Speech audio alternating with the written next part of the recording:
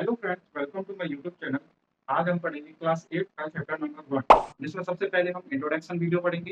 Introduction में होने वाला ये है कि जितने भी बेसिक टॉपिक्स हैं उनको हम वन शॉट में पढ़ लेंगे, एक ही वीडियो में पढ़ लेंगे। सबसे पहला टॉपिक आता है रैशनल नंबर। रैशनल नंबर क्या होता है? रैशनल नंबर ऐसी संख्या जो p अपॉन q के रूप में रिप्रेजेंट की जा सके and q not is equal to 0 हो, उसे हम रैशनल नंबर कहेंगे। जैसे कि हम अगर डिफाइन से समझना चाहें तो डिफाइन से समझ लेते हैं। A number is any number that can be expressed in the form of p upon q where p and q are integers, जहां p और q इंटीजर्स होंगे and q not is equal to 0 होगा। Example अगर हम digits में देखें तो 1 upon 2 हो जाएगा, 3 अपॉन 4 हो जाएगा एंड 0। क्या 0 होता है रैशनल नंबर?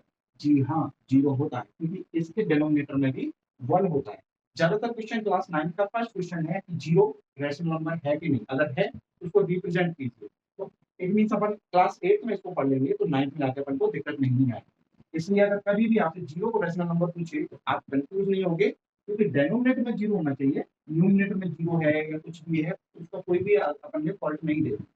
अपन को डेनोमिनेटर देखना है कि डेनोमिनेटर जो है वो 0 तो नहीं है। अगर 0 है तो वो रैशनल नंबर नहीं हुआ।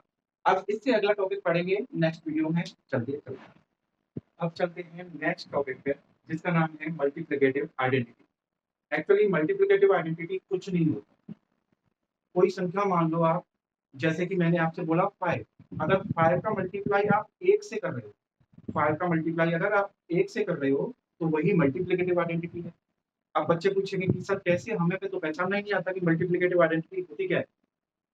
तो जिस भी प्रोडक्ट में 1 का मल्टीप्लाई हो वो मल्टीप्लिकेटिव आइडेंटिटी कहलाती है। साफ सीधी बात ये है। जैसे अगर हम डिफाइन से समझे तो डिफाइन से क्या होगा? फॉर एनी नंबर ए, ए कोई भी संख्या हो सकती है, आप 5 ले लो, 10 ले लो, 12 ले लो, 50 ले लो, 1 करोड़ तक ले लो। उसका मल्टीप्लाई आप अगर 1 से करोगे तो क्या आपको गिवन होगा, क्या आपको मिलेगा? आपको मिलेगा ए। जैसे एग्जांपल से हम समझ लेते हैं, जो डेफिनेशन बोल रहा हूँ उसको मैं एग्जांपल में उतार देता हूँ। अगर हम ए का मल्टीप्लाई 1 से करेंगे तो हमें ए ही मिलेगा। इसी तरह अगर मैं 5 का मल्टीप्लाई 1 से करूंगा तो मुझे 5 ही मिलेगा। ये कहलाती है बेटा आपकी मल्टीप्लिकेटिव आइडेंटिटी। सभी को आई होप सो बहुत क्लियर हो गई होगी आइडेंटिटी, और कभी भूलोगे। चलिए नेक्स्ट टॉपिक पढ़ते हैं। हेलो फ्रेंड्स, अब हम आ चुके हैं कम्यूटेटिव प्रॉपर्टी पर। कम्यूटेटिव प्रॉपर्टी क्या होती है? इसमें जो भी डिजिट्स होती हैं, चाहे वो मल्टीप्लाई में हो चाहे वो ऐड में हो। इस टॉपिक के लिए हमें मल्टीप्लाई में पढ़ना है तो हम फोकस केवल टॉपिक मल्टीप्लाई के लिए करेंगे कम्यूटेटिव प्रॉपर्टी। तो उसमें हम ऑर्डर चेंज करते हुए दिखेंगे आंसर में, लेकिन उनकी आंसर वैल्यूज में कोई भी अंतर नहीं आएगा। इसी को हम कम्यूटेटिव प्रॉपर्टी कहते हैं, जिसे एक बार डिफाइन से समझ लेते हैं क्या होता है commutative property. Commutative property changing the order of terms, terms की जो ऑर्डर है वो चेंज हो जाएंगे इन एन एक्सप्रेशन, इक्वेशंस में, does not change its value, उसकी वैल्यू चेंज नहीं होगी। उसी को हम क्या कहेंगे? कम्यूटेटिव प्रॉपर्टी कहेंगे। जैसे कि एग्जांपल से लें, a multiply b multiply c is equal to a multiply c multiply b। अगर मैं डिजिट्स में एग्जांपल दूं तो क्या हो जाएगा?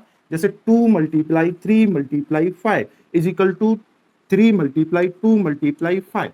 इस तरीके से अगर हम ऑर्डर चेंज करेंगे तो क्या होगा? केवल ऑर्डर ही चेंज होगा, उसके आंसर में जब हम मल्टीप्लाई करेंगे तो बोथ साइड सेम आंसर होगा। जैसे करके देख लेते हैं एक बार, 2 3 जा 6, 6 5 जा 30, 30 इधर ही आएगा, 30 इधर आएगा। तो इसके आंसर में कोई चेंज हुआ क्या? बताइए, नहीं हुआ। इसलिए हम इसको कम्यूटेटिव प्रॉपर्टी कहेंगे इन मल्टीप्लिकेशन। ठीक है, चलिए नेक्स्ट टॉपिक की तरफ बढ़ते हैं।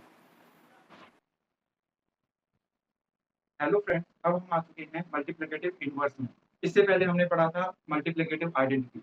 मल्टीप्लिकेटिव आइडेंटिटी और मल्टीप्लिकेटिव इनवर्स में केवल नाम मात्र का डिफरेंस है, क्योंकि मल्टीप्लाई करके भी वहां वन आता है, क्योंकि वहां तो मल्टीप्लाई होता है 1 से। किसी भी संख्या का मल्टीप्लाई किससे होता है?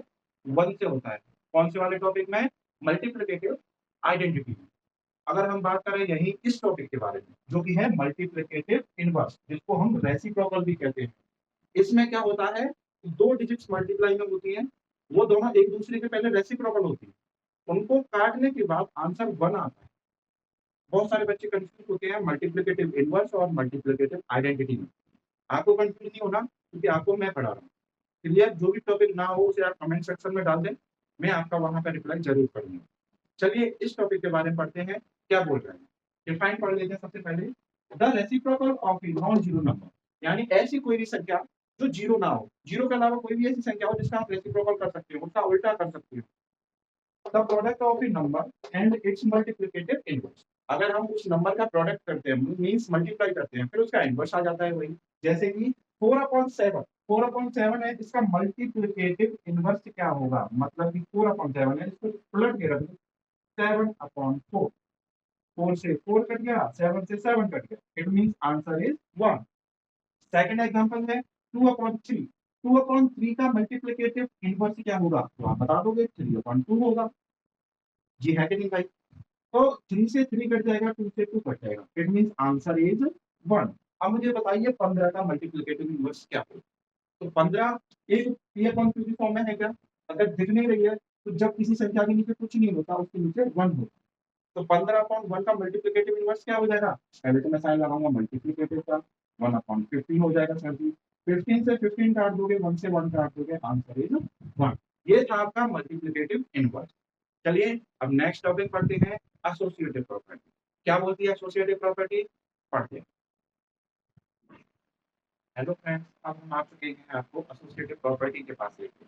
इसमें क्या होता है, इसमें हम 3 डिजिट्स को मल्टीप्लाई में लेंगे, क्योंकि हमारा टॉपिक क्वेश्चन में मल्टीप्लाई से रिलेटेड है, इसलिए मल्टीप्लाई के बारे में ही बात करेंगे, फालतू बात चीजों के बारे में बात नहीं करेंगे। मल्टीप्लिकेशन आइडेंटिटी जो होती है वो आपने बहुत अच्छे से पढ़ी। अभी हम पढ़ेंगे एसोसिएटिव प्रॉपर्टी। क्या होता है, डिफाइन से समझ लेते हैं। Rearrange the parentheses in an expression does not change its value. जब हम कोई भी 3 डिजिट्स को मल्टीप्लाई में रिप्रेजेंट करेंगे तो उनकी वैल्यूज जो है, अगर मल्टीप्लाई करनी तो हमको ए को हम ब्रैकेट के बाहर, दो को ब्रैकेट के अंदर रखते हैं, और दूसरी तरफ एलएचएस तरफ भी ऐसा ही करते हैं और आरएचएस तरफ भी ऐसा ही करते हैं, तो इनकी वैल्यूज पर कोई भी डिफरेंस नहीं आता है। ये चीज बोल रही है। जैसे एग्जाम्पल से समझ लेते हैं। आपको दे रखा है A multiply B multiply C, तो इसको हम काम कैसे करेंगे? एक बार तो हमने बी मल्टीप्लाई सी को ब्रैकेट में ले लिया, दूसरी तरफ हम एक काम करते हैं, ए मल्टीप्लाई बी को भी ब्रैकेट में ले लेंगे। तो आप ही बताइए इससे कोई वैल्यूज पे फर्क पड़ेगा क्या? नहीं पड़ेगा। और ये प्रॉपर्टी केवल एडिशन पे अप्लाई होगी, मल्टीप्लिकेशन पे अप्लाई होगी। ये प्रॉपर्टी सब्ट्रैक्ट पे अप्लाई नहीं होगी और ना ही डिवीजन पे अप्लाई होगी। साथ साथ मैं आपको एक बोनस लेके जाऊंगा, वो भी लास्ट वीडियो पे बता के जाऊंगा, ठीक है ना? अभी आप इसको ध्यान से देखिए। इसमें हम अगर एग्जाम्पल से समझे तो एग्जाम्पल 7 × 4 × 2, ठीक है।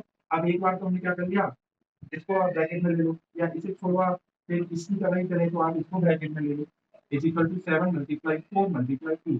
एक बार आप 7 × 4 को ब्रैकेट में ले लो, क्या मान पर फर्क पड़ जाएगा? कोई भी वैल्यू पे फर्क नहीं पड़ेगा। मल्टीप्लाई करके देख लेते हैं। 4 × 2 = 8 मल्टीप्लाई 7, 56 हो गया। इधर हम 7 × 4 = 28 मल्टीप्लाई 2, इट मींस 56। तो बोथ साइड इक्वल हो गई कि नहीं हो गई? ये था आपका एसोसिएटिव प्रॉपर्टी। आई होप तो आप बहुत अच्छे से समझ गए होंगे। अब बात आती है आपके बोनस पॉइंट की। तो बोनस पॉइंट में ये है, आपके लिए क्वेश्चन है, आप इसको कमेंट सेक्शन में बताओगे कि अगर एक कोई रैशनल नंबर दूसरे रैशनल नंबर से मल्टीप्लाई करता है तो आंसर क्या होता है? ये आपके लिए क्वेश्चन है, यहाँ मैं देके जा रहा हूँ होमवर्क में, आप उसे कमेंट सेक्शन में बताओगे। जैसे कि एक रैशनल नंबर मैंने आपसे लिख दिया 3 मल्टीप्लाई 4 इज इक्वल टू क्या होगा, और वो रैशनल नंबर होगा या नहीं होगा, वो आप बताओगे। ये आपका होमवर्क। चलिए अब हम मिलते हैं आपको इस एक्सरसाइज के अंदर।